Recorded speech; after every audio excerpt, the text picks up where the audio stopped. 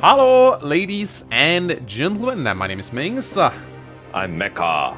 And today we're doing something very special. So tomorrow I will be starting my new Fire Emblem 4 Let's Play.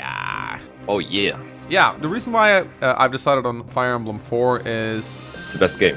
It is a really good game, it's one of my favorite games, and also it's by far one of the most requested games to remaster, because people are like, man, your old Fire Emblem 4 Let's Play sucks, and it does. It was made back in like 2000 and nothing. Isn't it like for the Shin patch or something? Yeah, it's also for the Shin patch, it's not even the vanilla game, and people really like FE4, they want to see the story, and yeah, I figured I want to remaster the whole game with like voice acting and everything. And I also haven't played the game ever since the new translation patch came out, so I think that would be kind of fun to do as well.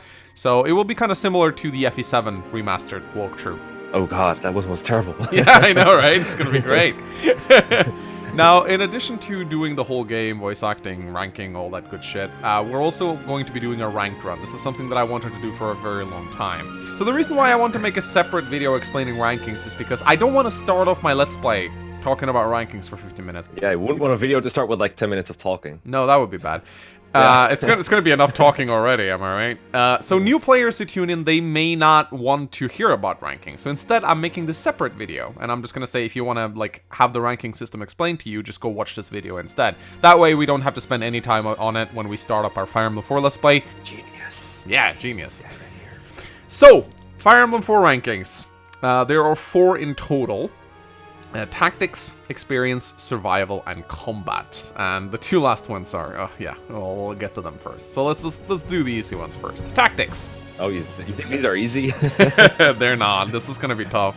So after you finish the game, you get a ranking in each of these 4 things. You can get E, D, C, B, and A. And the goal of my playthrough is to try and get an AAA. And in order to get an AAA ranking, you need to obviously get A in all of the 4 rankings. And if you do this, you actually get a special ending. So that's actually something I really want to try and get. I think you're gonna get it. You're gonna... So let's talk about Tactics rank first. So Tactics rank, Mecha's favorite, is determined on the amount of turns that you complete the entire game in. In order to get an A rank, you need to complete the entire game in 399 turns or less.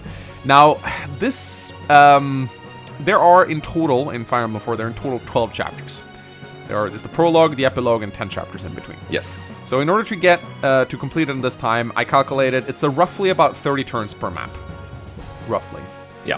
Which may not, like, it sounds very generous, but keep in mind, Fire Emblem 4 maps are huge! They're massive, and they're also, like, as with the FE7 rankings, getting one of them to A is not a hard thing to do at all. Yeah. It's getting all of them that requires planning. Yes, absolutely. Because we don't just want to complete the game quickly. We want to like milk the amount of experience we get per chapter and stuff like that.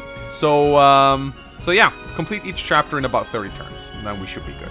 Yeah, there's a lot of short maps. Like prologue is very short. Chapter 3 can be very short. There's a lot of maps that can be very long. So don't just think, well, I just beat this chapter in under 30 good turns, I'm good, because some other maps might be harder. Like it's like in FE7, where every individual map has a certain turn count. But just because one map has like a giant turn count doesn't mean you should take your time there, because there's other maps you absolutely cannot make the turn count in. Like there's chapters with 0 requirements in FE7, so don't just go on a per chapter basis. Just try to save turns. Basically, would be my advice to keeping the tactic ranks good. Yeah, there's a caveat. For each friendly castle that is destroyed, you lose 1 rank permanently. Yeah. So you can't let castles be destroyed. You just can't. You cannot let castles be destroyed. Now, your main castle, if that gets destroyed, you lose the game. But all the other castles that you conquer mid-map, if a single enemy even comes close to it and it's not guarded by a playable character... Oh, they can come close to it. They just can't stand at the gate while it's on guard. Yeah, it doesn't matter if it's like a troubadour with a men's staff. They'll still wreck the entire castles. Like, Jerkjaw castles are made of cardboard. It's really sad. So yeah, pretty much, if a single castle is destroyed, I lose, pretty much. You can reset. I can reset, but yeah. Then, we have the experience ranking. I think this is one of the most punishing ones, similar to FE7. This is what makes it hard, yeah. But if you recruit every single character that you can recruit in Fire Emblem 4, every single character on your team needs to be level 20 or higher. Do they need to be level 20 or higher? Do they need to gain 20 levels? They need to get 20 levels, yeah. Okay, yeah, that's hard because, for example, Hannibal starts at level 20 and the level cap is 30, so we cannot get 20 levels. Yeah, Hannibal can only get 10 levels, and even getting him 10 levels is hard. Yeah. Now, you got some characters like Sigurd, for example, who are pretty easy to level up. Not necessarily easy to cap out, though. Mm-hmm. But then you also got characters like, you know, Dew or Daisy that are like super hard to get to max levels. So for those, there's tricks, but yeah, there is definitely some hard characters. So we definitely want to take advantage of the arena as much as possible and build our weakest characters so that they can also do well in the arena. Because Fire Emblem 4, it's very much like a system where the rich get richer. Because the already strong characters like Shannon, they'll blaze through the arena gauntlet and they'll like get a ton of experience that way. But weak characters like Arden are going to struggle in the arena, so we want to make sure those characters get whatever boosts they can so that they can also get as much experience as they can. Getting 20 level ups on all your dudes, that's hard. That's going to be one of the hardest aspects. It will require me to really abuse things like rescue staves, for example. Well, Ethan cannot use the rescue staff, so that's going to be hard. Sorry, I mean the return staff, yeah. Return staff abuse is very good because you don't need units to be injured to use it, and it gives a lot of experience, so it's really flexible. I think what you'll find is that Generation 1 units are a lot harder to cap out because enemies in Generation 1 are lower level, and they're also more limited. I think there's just less of them, like the enemy density is less high. There's less civilians to be rescued. Each of those gives 100 experience, or like a level for free, basically, for anyone who's garbage. Yeah. And like kids in general are just... They just get out of control faster. Generation 2 just has better units. Yeah. And there was one more thing. Like, Inheritance makes it easier to set up, like, more levels. Paragon Ring is available for more chapters in Gen 2. So what you really want to focus on, I think, is Generation 1 getting a lot of high levels. Like, I think in Generation 2, you might be able to cap out every single character. It's Generation 1 you really got to worry about, I think. Yeah, absolutely. Absolutely. It actually... I can't just solo the first generation with Sigurd. No? Does that trash your XP rank, do you think? Exactly. Then we come to the survival ranking. This is exactly what it sounds like. In order to get an A rank, you need to not lose a single character. However, there is a caveat.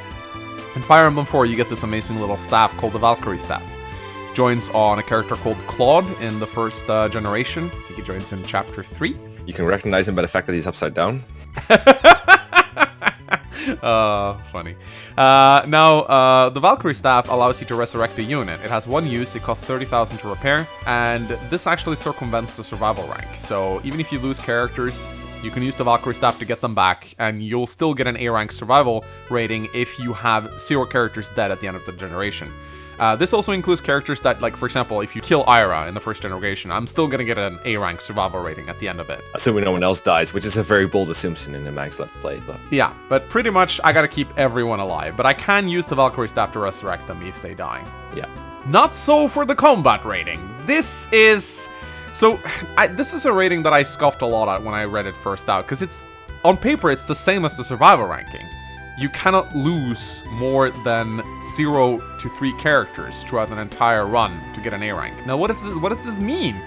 Well, whenever a character dies, the game remembers it. Yeah. Like, Fire Emblem 4 allows you to battle save, which seems very generous on paper. You can save at the start of every turn. However, if you lose a character and you use your battle save to go back, the game remembers that character died. So, this practically means that unless I'm willing to reset the map, reset the entire thing from the very start, if I lose a character, even if I load a battle save, that character will still be treated as being lost. So, TLDR, I can only lose 3 characters in an entire playthrough. Or you can be a scumbag and use emulator save states. I can use my emulator save states, which I won't do. I'll keep an eye on them, guys, don't worry. Yeah, so... This is by far, I think, I mean, the experience rating is the most punishing, but this is by far the most tricky rating, I'd say, because it practically just means I can't lose characters. You're gonna have to spend a lot of turns thinking. I'm gonna have to spend a lot of turns thinking, and... I think this is what makes the experience rank so hard, is you can't take, like, a risk with a shitty unit and hope they survive. No, I cannot. And, yeah, that's gonna be a lot of fun. So in order to get a AAA ranking, to briefly summarize, I need to complete every map in about 30 turns. Every character on my team needs 20 level ups, both in the first and second generation. I can't lose any characters or lose any castles. And I can in total only lose 3 characters over the course of the entire LP, unless I'm willing to reset a map completely. Next, E rank. So, and if I get a AAA, we get a special ending at this in the second generation, which is kind of nice. So I remember the last time we tried to beat the game ranked. It did not go well. I completely underestimated the ranking of FE7. Had I known it would be that tricky, I would not have like winged it. I would have planned it out. And for this run, I'm going to be planning things out a little bit more. Oh, are we? Okay, cool. Yes, because later tonight on the channel, we will be releasing a Mangs and Mecha Makes Children video. Oh, Yes, no, stop. Why did you word it like that? That's gross. I'm probably gonna find another title for it. Finally, your shippers will get what they want. Or I could keep it in for clicks. Yeah, no, Hey, Jake, I got a thumbnail idea for you. Oh my god, he's gonna have so much fun with that. But yeah, I mean, in order to get a proper ranking, we obviously need to plan out the second generation. So we're gonna make a video where we basically go through each of the female characters in the first generation. We're gonna plan out their inheritance, and we're gonna make them make kids with them. Yeah, make kids with them, pretty much. Yeah, like the puns write themselves. Anyway, this was the rankings explained. We'll be back a little bit later with the inheritance guide. So yeah, see you guys. Bye.